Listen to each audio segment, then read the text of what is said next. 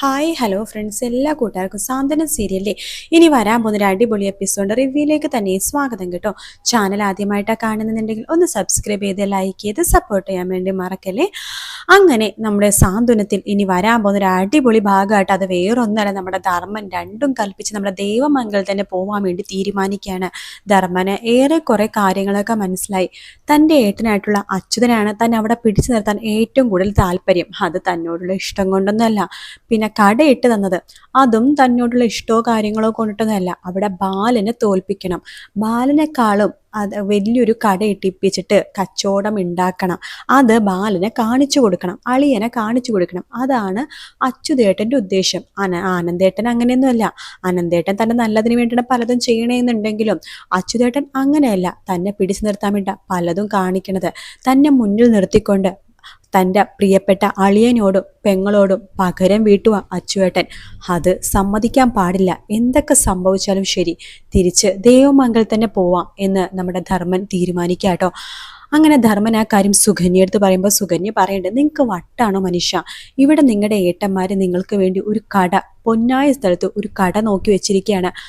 ആ കടയുടെ ഉദ്ഘാടനമാണ് ഈ ആഴ്ച നടക്കാൻ വേണ്ടി പോണത്. അത് വെറുതെ നശിപ്പിച്ച് കളയല്ലേ. നിങ്ങൾ ദേവമംഗലത്ത് പോകണമെങ്കിൽ പോയിക്കോ, പക്ഷെ ആ കട ഉപേക്ഷിച്ച് കളയാൻ പാടില്ല. എന്തായാലും നിങ്ങളുടെ ചേട്ടന്മാരെല്ലാവരും നിങ്ങളുടെ അമ്മ എല്ലാവരും ഇവിടെയല്ലേ ഉള്ളത്. എനിക്ക് പക്ഷെ ഇവിടെ നിൽക്കുമ്പോൾ ശ്വാസം മുട്ടുക എന്ന് ധർമ്മം പറയുമ്പോഴേക്കും നമ്മുടെ ധർമ്മൻ അങ്ങനെയൊക്കെ പറയുന്നുണ്ടോ, എനിക്ക് ഇവിടെ നിൽക്കുമ്പോൾ ശ്വാസം മുട്ടുക, ഏട്ടന്മാരെന്നെ മുതലെടുക്കുക എന്നൊക്കെ പറയുമ്പോഴേക്കും സുകന്യ പറഞ്ഞു, അതൊക്കെ നിങ്ങളുടെ തോന്നലാണ്. നിങ്ങൾക്ക് നിങ്ങളുടെ അളിയൻ്റെയും അതുപോലെ തന്നെ പുന്നാര പെങ്ങളും ഗോമതിയുടെയും വാലാട്ടി നടക്കാനല്ലേ ഇഷ്ടം. നിങ്ങളെന്ന് പറഞ്ഞിട്ട് ഒരു കാര്യമില്ല നമ്മുടെ സുകന്യെ കുറ്റപ്പെടുത്തിക്കൊണ്ട് അകത്തേക്ക് പോകുന്നുണ്ട് കേട്ടോ. പക്ഷെ ധർമ്മൻ രണ്ടും കൽപ്പിച്ചൊരു തീരുമാനം എടുക്കുകയാണ്. എന്തായാലും താൻ ദേവമംഗലത്ത് പോകാൻ വേണ്ടി തന്നെ പോകുകയാണ്. പക്ഷെ ഒരു കാര്യം, പോകുന്നതിന് മുമ്പ് താൻ ദേവീനെ വിളിച്ചുകൊണ്ട് ദേവമംഗലത്തിലേക്ക് കാലുകുത്തുള്ളൂ. കാരണം പണം മോഷ്ടിച്ചു എന്ന് പറഞ്ഞ കുറ്റം കൊണ്ടിട്ടാണല്ലോ, ആ ഒരു തെറ്റിദ്ധാരണ കൊണ്ടിട്ടാണല്ലോ ധർമ്മം പടിയിറങ്ങേണ്ടി വന്നത്. ഇപ്പൊ പണം മോഷ്ടിച്ചിരിക്കുന്നത് ആരാണ്? നമ്മുടെ ദേവിയുടെ അച്ഛൻ. അതിൽ ദേവിക്ക് ഒരു പങ്കുമില്ല. അങ്ങനെ ഇരിക്കുമ്പോൾ ദേവീനെ എന്തിനാണെന്ന് പടിയിറക്കി വിടുന്നത്? അതുകൊണ്ട് തന്നെ ദേവീനെ കൂട്ടിക്കൊണ്ട് താൻ ആ വീട്ടിൽ കാല് കുത്തുള്ളൂ. അങ്ങനെ ദേവിയും കൂടി ഉണ്ടെങ്കിൽ മാത്രമേ കാല് കുത്തുള്ളൂ എന്ന് പറഞ്ഞാൽ ദേവീനെ ചിലപ്പോൾ അകത്ത് കയറ്റിയാലോ എന്ന് ധർമ്മം വിചാരിക്കുകയാണ്. അപ്പൊ അതിനു വേണ്ടി തന്നെ ധർമ്മം നേരെ ദേവീനെ കാണാൻ വേണ്ടി നമ്മുടെ ഉദയഭാനുടെ വീട്ടിലേക്ക് പോവാട്ടോ. ബെല്ലടിക്കുമ്പോഴേക്കും നമ്മുടെ ഉദയഭാനുവാണ് വാതിൽ തുറക്കണത്. ഇതാര്? ധർമ്മനോ? ഞാൻ ദേവീനെ കണ്ട് സംസാരിക്കാനാണ് വന്നത്. നിങ്ങളാണ് പണം മോഷ്ടിച്ചേ അല്ലേ? എന്നിട്ട് ആ കുറ്റം ആരുടെ തലയിലാണ് കിട്ടി വെച്ചെന്നറിയാവോ? എൻ്റെ തലയിൽ. ധർമ്മ, അത് സംഭവിച്ചു പോയി സത്യമായിട്ടും. അത് നിന്റെ തലയിലാകുമെന്ന് വിചാരിച്ചിട്ടല്ലടാ ധർമ്മ. എന്തായാലും തലയിലായപ്പോഴെങ്കിലും നിങ്ങൾക്ക് സമ്മതിക്കാൻ തോന്നിയോ കുറ്റം? ഇല്ലല്ലോ. എൻ്റെ തലയിലായല്ലോ, അപ്പൊ അതുകൊണ്ട് രക്ഷപ്പെട്ടല്ലോ എന്നൊക്കെ വിചാരിച്ചു കാണുമല്ലേ. നിങ്ങൾക്ക് എവിടെയാ തെറ്റ് പറ്റിയെന്നറിയാവോ? അന്ന് 25,000 രൂപ മോഷ്ടിച്ചു കഴിഞ്ഞപ്പോൾ അതോടെ ആ പരിപാടി നിർത്തിയെങ്കിൽ ചിലപ്പോൾ ഈ ആളുകളൊക്കെ ചിലപ്പോൾ വിശ്വസിച്ചാനെ, ചിലപ്പോൾ ഞാൻ തന്നെയാണോ പണം മോഷ്ടിച്ചതെന്ന്. പക്ഷെ അത് കഴിഞ്ഞിട്ട് വീണ്ടും നിങ്ങൾ മോഷ്ടിച്ചു. അപ്പോഴാണ് സംശയം ആനന്ദിനെ വന്നത്. അതെല്ലാം അവൻ ക്യാമറ വെച്ചത്. അതുകൊണ്ട് നിങ്ങൾ കുടുങ്ങി. പാവം ദേവി പെട്ടും പോയി. എന്തായാലും എനിക്ക് ദേവി മോളൊന്ന് കാണണം. ഞാൻ നിങ്ങളടുത്ത് സംസാരിക്കാൻ വേണ്ടിയിട്ടല്ല വന്നത് എന്ന് പറയാണ്. എന്തിനാ ദേവീനെ കാണുന്നത്? ദേവീന്റെയും അതുപോലെ തന്നെ ആനന്ദിന്റെയും വിവാഹമോചനത്തിന്റെ കാര്യം പറയാനായിട്ടാണോ? വിവാഹമോചനോ? നിങ്ങൾ എന്തൊക്കെയാ പറയണത്? അപ്പോൾ ധർമ്മനൊന്നും അറിഞ്ഞില്ലേ? ഞങ്ങൾക്ക് ഇവിടെ രാവിലെ തന്നെ ഒരു നോട്ടീസ് വന്നായിരുന്നു വക്കീൽ ഓഫീസിൽ നോട്ടീസോ? അതെ, ആനന്ദ് ദേവിമോള് ഉപേക്ഷിക്കാൻ പോവാണെന്ന് പറഞ്ഞിട്ട്. അത് കേട്ട് കണ്ടേ പിന്നെ എൻ്റെ ദേവിമോളുണ്ടല്ലോ പച്ച വെള്ളം കുടിച്ചിട്ടില്ല. അതറിയാമോ? നോക്കിക്കോ, എൻ്റെ ദേവിമോൾക്ക് എന്ത് സംഭവിച്ച ധർമ്മ, നിങ്ങളുടെയൊക്കെ വീടിന്റെ മുമ്പിൽ നിന്നിട്ട് ഞാനും ശ്രീകലയും കൂടി ആത്മഹത്യ ചെയ്യും എന്നൊക്കെ നമ്മുടെ ഉദയഭാനു പറയുന്നുണ്ട് കേട്ടോ. എന്തായാലും എനിക്ക് ദേവീനെ കാണണം എന്ന് പറഞ്ഞിട്ട് നമ്മുടെ ധർമ്മൻ അകത്തേക്ക് കയറുകയാണ്. ദേവി വിഷമിച്ച് അങ്ങനെ കിടക്കുക കേട്ടോ. ദേവി മോളെ, ദേവി, ധർമ്മമാമന എന്ന് പറയുമ്പോൾ ദേവി ചാടി എഴുന്നേക്കാണ്. മാമ, ധർമ്മമാമ എന്ന് പറഞ്ഞിട്ട് പൊട്ടിക്കരയാണ്. മോളെ, നീ എന്തിനാ മോളിങ്ങനെ കരയണത്? തെറ്റ് ചെയ്തവരല്ലേ കരയേണ്ടത്. മോളതിനെ വലിയ തെറ്റൊന്നും ചെയ്തിട്ടില്ല. മോളുടെ അച്ഛനും അമ്മയും പറഞ്ഞ കാര്യങ്ങൾ മോൾ അനുസരിച്ചു. പക്ഷെ ദേവമംഗലത്ത് നീ വന്നിട്ട് നീ എത്ര നല്ല കാര്യങ്ങൾ ചെയ്തിട്ടുണ്ട്. സത്യമന നിന്നെ ഇറക്കി വിട്ടതെന്ന് കേട്ടപ്പോൾ എനിക്ക് മനസ്സ് ആകെപ്പാടെ വേദനിച്ചു മോളെ എന്ന് പറയാണ്. ദേവി പറയണ്ടേ, ഞാൻ തെറ്റ് ചെയ്തിട്ടല്ലേ മാമ, കള്ളം പറഞ്ഞിട്ടല്ലേ, കള്ളത്തരം കാണിച്ചിട്ടല്ലേ. ശരിയാ, കള്ളത്തരം പറഞ്ഞു, കള്ളം കാണിച്ചു.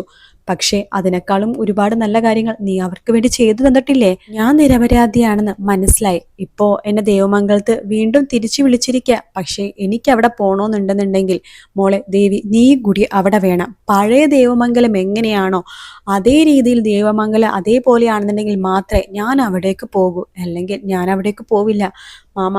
എനിക്കിനി അവിടെ കയറാൻ പറ്റില്ല മാമ. ആനന്ദേട്ടൻ എന്നെ വിശ്വസിക്കില്ല ഇനി ഒരിക്കലും. പിന്നെ ബാലച്ചന് എന്നോട് വല്ലാത്ത ദേഷ്യമാണ്. ഏറ്റവും കൂടുതൽ ദേഷ്യം അമ്മക്കാണ് എന്നോട്. അതുകൊണ്ട് ഇനി അവിടെ ആരും സ്നേഹിക്കില്ല മാമ. ആരും എന്നെ കേറ്റൂല. അത് നീ തീരുമാനിച്ചാൽ മതിയോ? നീ ഇപ്പം എൻ്റെ കൂടെ ദൈവമംഗലത്തേക്ക് വരുന്നു. നിന്നെ അവിടെ കേറ്റുന്നില്ലെങ്കിൽ ഞാനും കയറുന്നില്ല. പോരെ അതുപോരെ എന്നൊക്കെ പറയാണ്. ഇത് കേൾക്കുന്ന ശ്രീകല അങ്ങനെ പറഞ്ഞു കൊടുക്ക് ധർമ്മ. ഇടി മോളെ വേഗം എഴുന്നേറ്റ് ധർമ്മന്റെ കൂടെ പോടി. അമ്മ ഇത് എന്തറിഞ്ഞിട്ടാണ്? അമ്മ അപ്പ വീണ്ടും ധർമ്മമാമനെ ഊറ്റാൻ വേണ്ടി നടക്കുവാണല്ലേ? ധർമ്മം പറയണ്ട മോളെ, അച്ഛനും അമ്മേനും ഒന്നും പറയണ്ട. അവരെന്തെങ്കിലും ചെയ്തോട്ടെ. മോളെ ഞാനാണ് വിളിക്കണത്. നീ എന്നെ മാമനായിട്ട് കണ്ടിട്ടുണ്ടെന്നുണ്ടെങ്കിൽ, ഒരു സഹോദരനായിട്ട് നീ എന്നെ കാണുന്നുണ്ടെന്നുണ്ടെങ്കിൽ നീ വരണം. നിന്നെ ഞാൻ ഈ നിമിഷം ഇപ്പൊ ഇവിടുന്ന് കൂട്ടിക്കൊണ്ടുപോകാൻ വേണ്ടി പോകുവാണ്. സാധനങ്ങളൊക്കെ പിന്നീട് വന്നെടുക്കാം. നീ ഇപ്പം എൻ്റെ കൂടെ വാ എന്ന് പറഞ്ഞിട്ട് ദേവിനെയും കൂട്ടിക്കൊണ്ടാണ് നമ്മുടെ ധർമ്മൻ ദേവമംഗലത്തിലേക്ക് കയറുന്നു കേട്ടോ. അപ്പൊ ദേവമംഗലത്തിലേക്ക് ധർമ്മം വരുമ്പോഴേക്കും ഗോമതിക്കൊക്കെ എല്ലാവർക്കും ഭയങ്കര സന്തോഷമാണ്. എന്തിനാണ് ഈ ദേവീനെയും കൂട്ടിക്കൊണ്ട് വന്നതെന്നാണ് അവർ ചോദിക്കുന്നത്. ധർമ്മം പറയുന്നുണ്ട്, ഞാൻ ഇവിടെ നിൽക്കണമെന്നുണ്ടെങ്കിൽ ദേവിയും ഇവിടെ നിൽക്കണം എന്ന് പറയാണ്. ദേവീനെ ഇവിടെ കയറ്റില്ലെങ്കിൽ ഞാനും ഇവിടെ കയറുന്നില്ല എന്ന് പറയാണ്. എല്ലാവരും ധർമ്മസങ്കടത്തിലായി പോകുക കേട്ടോ. പിന്നീട് വേറൊരു നിവർത്തിയില്ല, കാരണം അവർക്ക് ധർമ്മമാമനെ വേണം. അതുകൊണ്ട് ദേവി അവിടെ നിൽക്കട്ടെ എന്ന് വിചാരിക്കുകയാണ്. അവളെ കണ്ടില്ലെന്ന് നടിച്ചാൽ മതിയല്ലോ എന്ന് വിചാരിക്കുന്നുണ്ട്. പക്ഷെ ആനന്ദിന് അത് ഒട്ടും ഇഷ്ടപ്പെടുന്നില്ല കേട്ടോ. ആനന്ദാണെങ്കിൽ വിവാഹബന്ധം വേർപെടുത്താനുള്ള പേപ്പർ വരെ അയച്ചു വെച്ചിരിക്കുകയാണ്. ആ സമയത്താണ് വീണ്ടും ദേവി അവിടേക്ക് കയറി വന്നിരിക്കുന്നത്. അങ്ങനെ എല്ലാവർക്കും ദേവിയുടെ ശത്രുതയും കാര്യങ്ങളും മാത്രമേ ഉള്ളൂ. അവിടെ ആകെ അയവ് കാണിക്കുന്നത് നമ്മുടെ മിത്രയും അനുവും അതുപോലെ തന്നെ മീനാക്ഷിയും പിന്നെ ധർമ്മനും മാത്രമേ ഉള്ളൂ. ആര്യനും ആകാശിനും പോലും ചെറിയൊരു ദേഷ്യം നമ്മുടെ ദേവിയുടെ അടുത്തുണ്ട് കേട്ടോ. അങ്ങനെ ദേവി വീണ്ടും നമ്മുടെ ദേവമംഗലത്ത് കയറാൻ പോകുന്ന ഭാഗമാണ് നമ്മൾ ഈ ആഴ്ച, ഇനി വരാൻ പോകുന്ന ആഴ്ച കാണാൻ വേണ്ടി പോകുന്നു കേട്ടോ. അത് മാത്രമല്ല, ദേവി എന്തോ ഒരു വലിയ രഹസ്യം പറയാനുണ്ടെന്ന് പറയുന്നില്ല. എപ്പോഴും പറയുന്നുണ്ടല്ലോ, എനിക്ക് പറയാനുള്ള കാര്യങ്ങൾ ഞാൻ ഇതുവരെ പറഞ്ഞില്ല, എനിക്ക് ചെയ്യേണ്ട കാര്യങ്ങൾ ഞാൻ ഇതുവരെ ചെയ്തില്ല എന്നൊക്കെ ഇടയ്ക്കിടയ്ക്ക് പറയുന്നുണ്ട്. പക്ഷെ അത് എന്താണെന്നുള്ളത് ഇതുവരെ കാണിച്ചിട്ടില്ല. അത് ഇന്നത്തെ വീക്കെൻഡ് പ്രൊമോയിൽ എന്തായാലും കാണിക്കും. അപ്പം നമുക്കറിയാം ദേവി ഒളിപ്പിച്ചിരിക്കുന്ന ആ വലിയ രഹസ്യം എന്താണെന്ന്. മിക്കവാറും ആ ജാതകത്തിന്റെ കാര്യം തന്നെയായിരിക്കും, വേറൊന്നും ആവാൻ ചാൻസ് ഇല്ല. പിന്നെ ചിലപ്പോൾ ഉദയഭാനു മുമ്പൊക്കെ ഭയങ്കര പണക്കാരനായിരുന്നല്ലോ, പിന്നെ അയാൾ എങ്ങനെയാണ് കടം കൊണ്ട് ഇങ്ങനെ മുടിഞ്ഞതെന്നും പിന്നെ അവരുടെ ഭാഗത്തുള്ള കുറച്ച് ശരികളൊക്കെ എന്തെങ്കിലുമൊക്കെ ഉണ്ടെന്നുണ്ടെങ്കിൽ അതൊക്കെ പൊടി തട്ടി കാണിക്കലൊക്കെ ആയിരിക്കും ദേവിയുടെ പണി. എന്തായാലും ദേവി ചെയ്ത തെറ്റാണെന്നുണ്ടെങ്കിലും അതിനെ അനുഭവിക്കേണ്ടതൊക്കെ മാക്സിമം അനുഭവിച്ചു. ഇനിയിപ്പോൾ ഒരു ദേവിക്കൊരു രണ്ടാമത്തെ വരവ് ദേവമംഗലത്ത് ഉണ്ടെന്നുണ്ടെങ്കിൽ തീർച്ചയായിട്ടും ദേവി നല്ലൊരു മരുമകളായിട്ട് അവിടെ തന്നെ നിൽക്കുമെന്നാണ് തോന്നുന്നത്. ഇനി ഉദയഭാനും ശ്രീകലിനെ അവിടെ അടുപ്പിച്ചില്ലെങ്കിൽ മാത്രം. കാത്തിരുന്ന് കാണാം ഫ്രണ്ട്സ്. വീഡിയോ ഇഷ്ടപ്പെട്ടാൽ ലൈക്ക് ചെയ്യുക, സബ്സ്ക്രൈബ് ചെയ്യുക, കമന്റ് ചെയ്യുക. മറ്റൊരു വീഡിയോ ആയിട്ട് വീണ്ടും കാണാം. Take care. Bye bye.